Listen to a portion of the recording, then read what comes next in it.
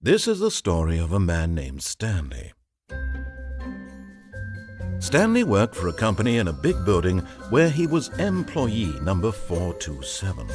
Employee number 427's job was simple. He sat at his desk in room 427 and he pushed buttons on a keyboard. Orders came to him through a monitor on his desk, telling him what buttons to push, how long to push them, and in what order. This is what employee 427 did every day of every month of every year. And although others might have considered it soul-rending, Stanley relished every moment that the orders came in, as though he had been made exactly for this job. And Stanley was happy. And then one day, something very peculiar happened. Something that would forever change Stanley. Something he would never quite forget. He had been at his desk for nearly an hour when he realized that not one single order had arrived on the monitor for him to follow. No one had showed up to give him instructions, call a meeting, or even say hi. Never in all his years at the company had this happened, this complete isolation. Something was very clearly wrong. Shocked, frozen solid, Stanley found himself unable to move for the longest time. But as he came to his wits and regained his senses, he got up from his desk and stepped out of his office.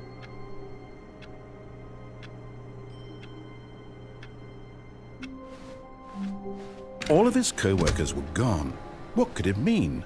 Stanley decided to go to the meeting room. Perhaps he had simply missed a memo.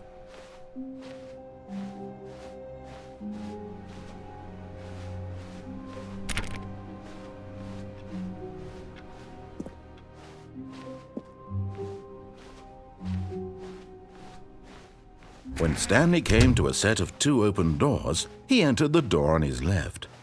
This was not the correct way to the meeting room, and Stanley knew it perfectly well. Perhaps he wanted to stop by the employee lounge first, just to admire it. Yes, truly a room worth admiring. It had really been worth the detour after all, just to spend a few moments here in this immaculate, beautifully constructed room. Stanley simply stood here, drinking it all in.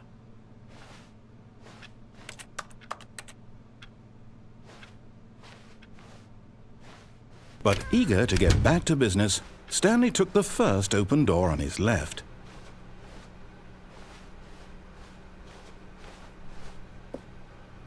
Stanley was so bad at following directions, it's incredible he wasn't fired years ago.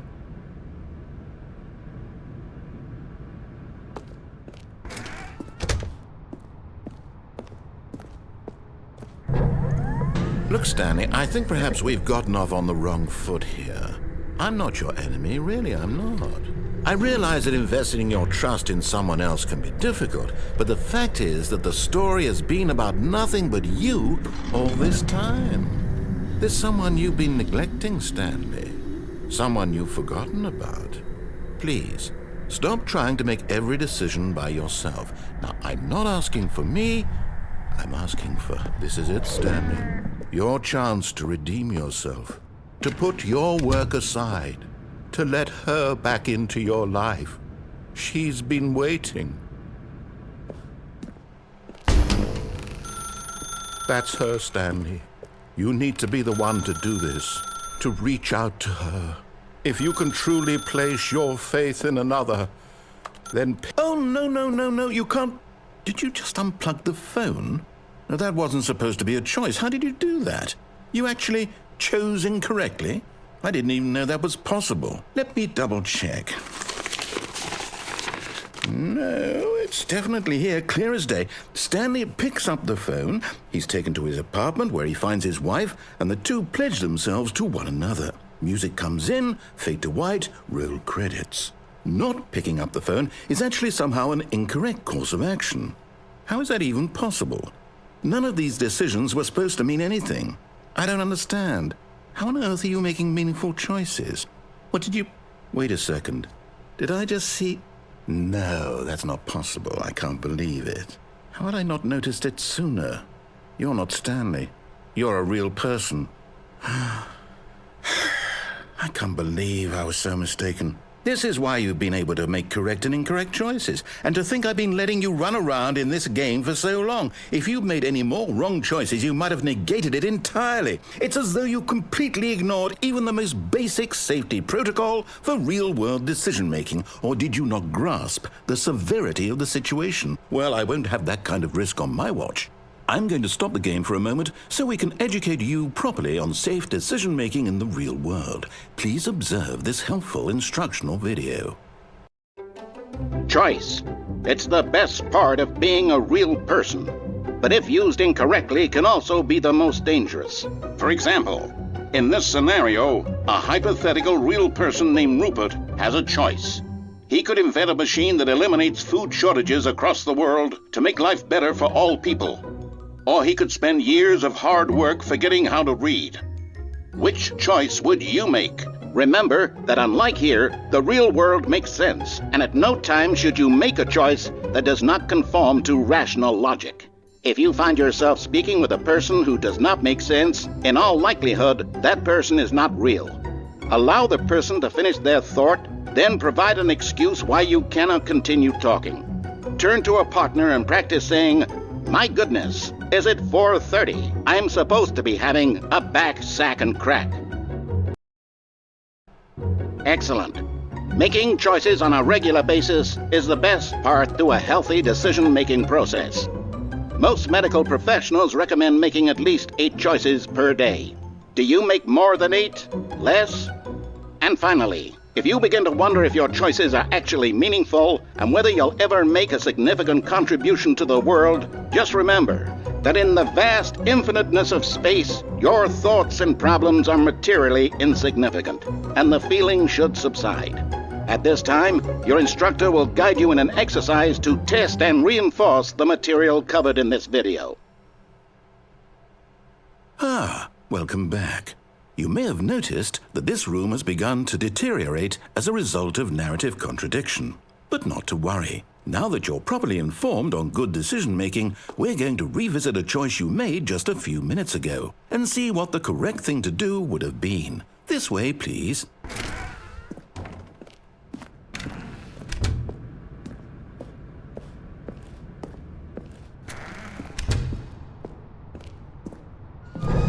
Now that we know your choices are meaningful, we can't have you jumping off the platform and dying. Imagine the main character dying senselessly halfway through the story. That story would make no sense at all. We just need to get you home as soon as possible before the narrative contradiction gets any worse. Unfortunately, it seems this place is not well equipped to deal with reality.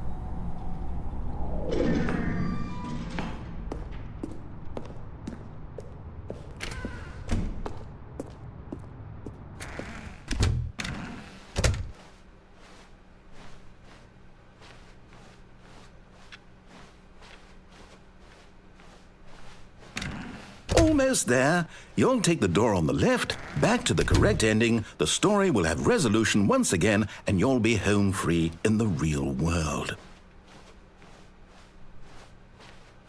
Now remember, all you need to do is behave exactly as Stanley would. That means choosing responsibly and always putting the story first. I'm quite sure you'll be up to the task. Just follow my lead and you'll be fine. All right. When Stanley came to a set of 2 open doors, he entered the door on his left. No! Why did you do that? Quickly, hurry back in the other direction. Perhaps we're not too late.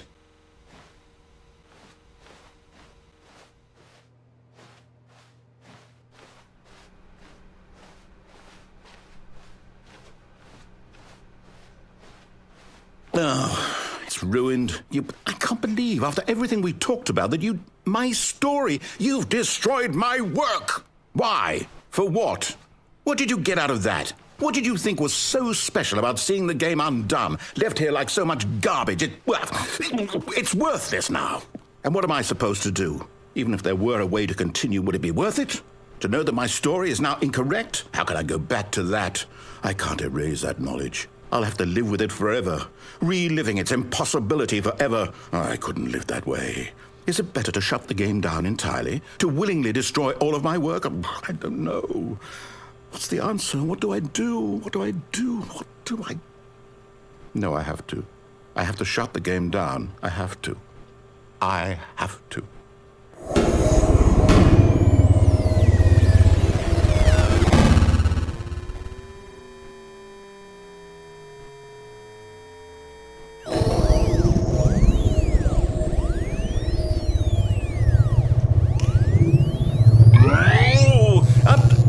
I'm here. I'm still here. Here in this pile of rubbish. With you. You, who thought you were so clever. Now look where we are. My entire game is destroyed. It was the only thing in the world that was mine, and you've run it into the ground. What, did you think that would be funny? You just had to see? Didn't I impress upon you how important it was to be like Stanley? He actually knows how to do what I tell him to. He understands that if I say to do something, there's a damn good reason for it. That thought hadn't even occurred to you, had it? That there's a world outside of you? You're a child. Oh, my story. If you'd just gone through the door on the left, you would have seen it. There was a whole underground facility. You would have destroyed it and been victorious. It would have been so perfect. I worked so hard on it. I tried so hard to make... behave exactly as Stanley would. That means choosing responsibly and always putting the story first. I'm quite sure you'll be up to the task. Just follow my lead and you'll be fine. All right.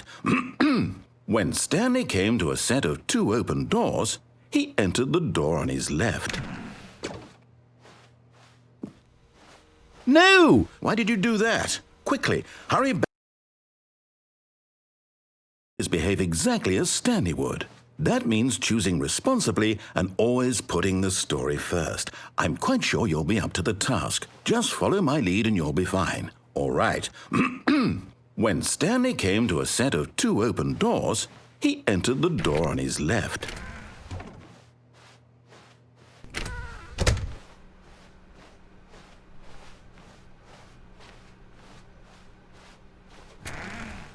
Yet there was not a single person here either. Feeling a wave of disbelief, Stanley decided to go up to his boss's office, hoping he might find an answer there.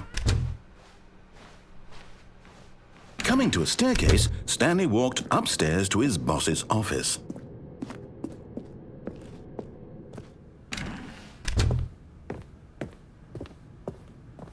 Stepping inside his manager's office, Stanley was once again stunned to discover not an indication of any human life.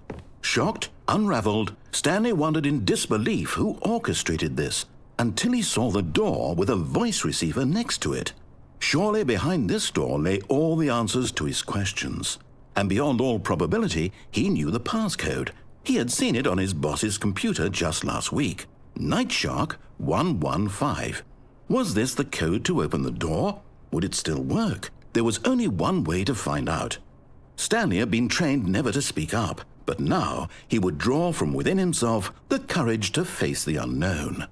He drew a sharp breath and then spoke the code.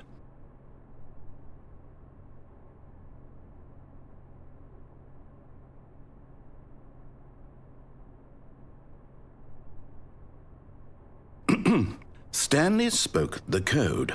Nightshark 115. He spoke it into the receiver, right there on the wall.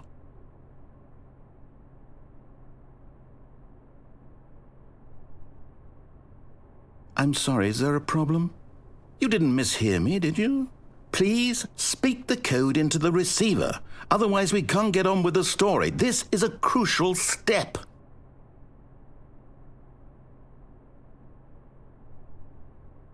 Okay, fine, you're not going to do it, but you know what?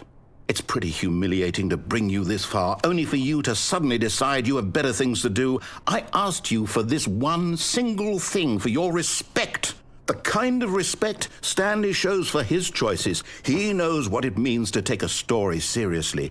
If you didn't want to see what I had to show you, then why did you come here? You had a choice, you know. You could have gone through the door on the right. You could have done whatever the hell you wanted over there. Why did you come this way? Speak. Say something to me. Explain yourself, you coward. You...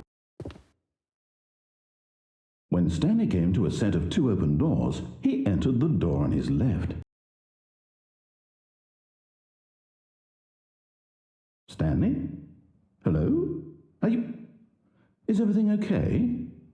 Stanley, please. I need you to make a choice. I need you to walk through the door. Are you listening to me? Can you hear me? Is everything all right? Stanley, this is important. The story needs you. It needs you to make a decision. It cannot exist without you. Do you understand me? Whatever choice you make is just fine. They're both correct. You cannot be wrong here. We can work together. I'll accept whatever you do. I simply need you to take that step forward, please. Choose. Do something. Anything. This is more important than you can ever know. I need this. The story needs it. So, you hear me? Are you there? Are you listening to this? Stanley, are you there? Okay. It's okay, I can wait. You need time to decide. Time to make sure your choice is correct. That is the best choice. That's all right. I'll wait for you to decide what's the right thing to do. Take as much time as you need.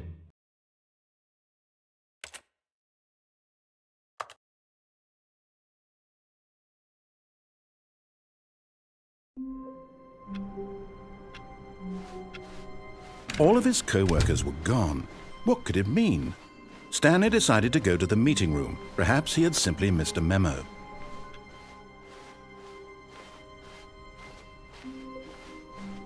When Stanley came to a set of 2 open doors, he entered the door on his left.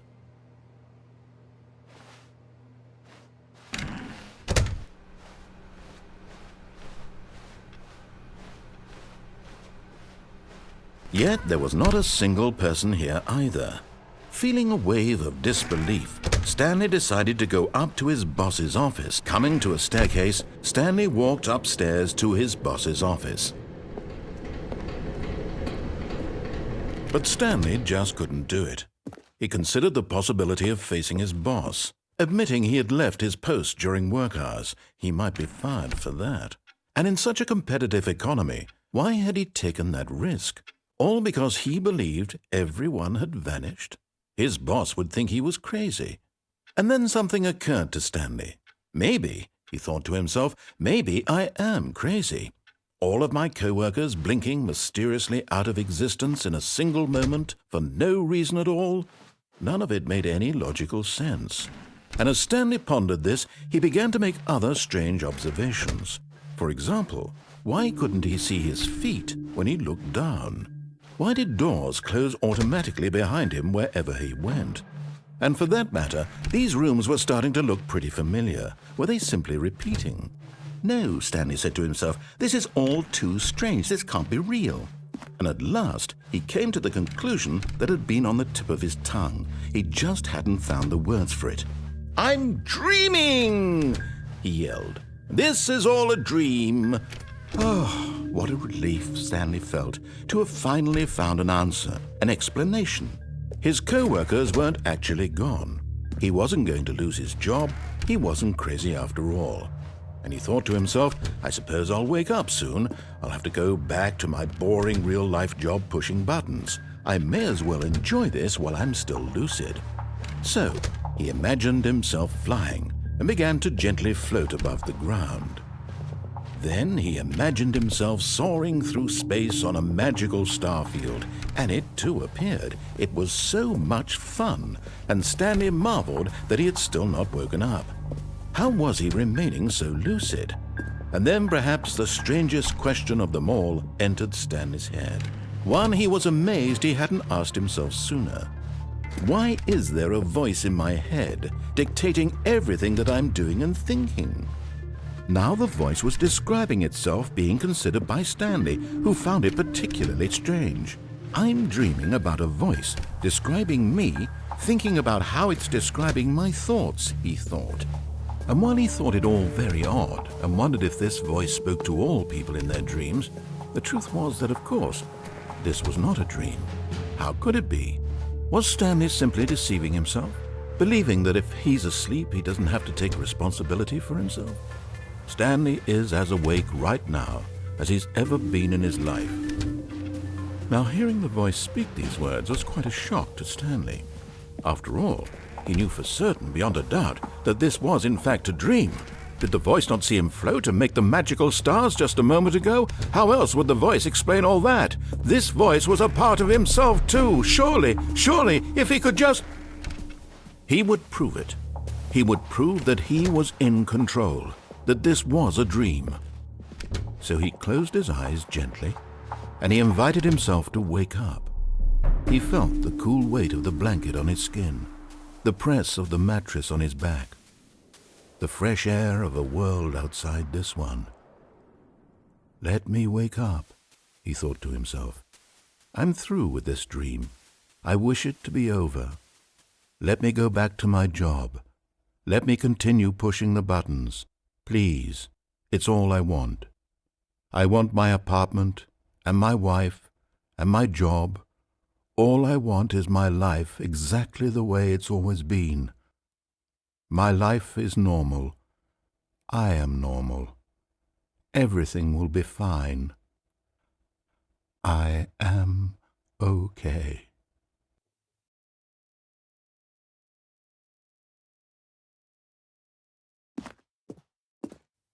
Stanley began screaming. Please, someone, wake me up. My name is Stanley.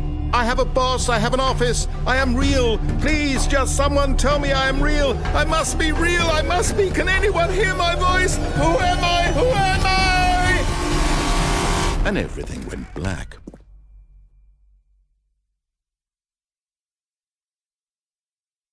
This is the story of a woman named Mariella. Mariella woke up on a day like any other. She arose, got dressed, gathered her belongings, and walked to her place of work. But on this particular day, her walk was interrupted by the body of a man who had stumbled through town talking and screaming to himself, and then collapsed dead on the sidewalk. And although she would soon turn to go call for an ambulance, for just a few brief moments she considered the strange man. He was obviously crazy, this much she knew. Everyone knows what crazy people look like. And in that moment, she thought to herself how lucky she was to be normal. I am sane. I am in control of my mind. I know what is real and what isn't. It was comforting to think this, and in a certain way, seeing this man made her feel better. But then she remembered the meeting she had scheduled for that day, the very important people whose impressions of her would affect her career, and by extension, the rest of her life. She had no time for this, so it was only a moment that she stood there, staring down at the body. And then she turned and ran.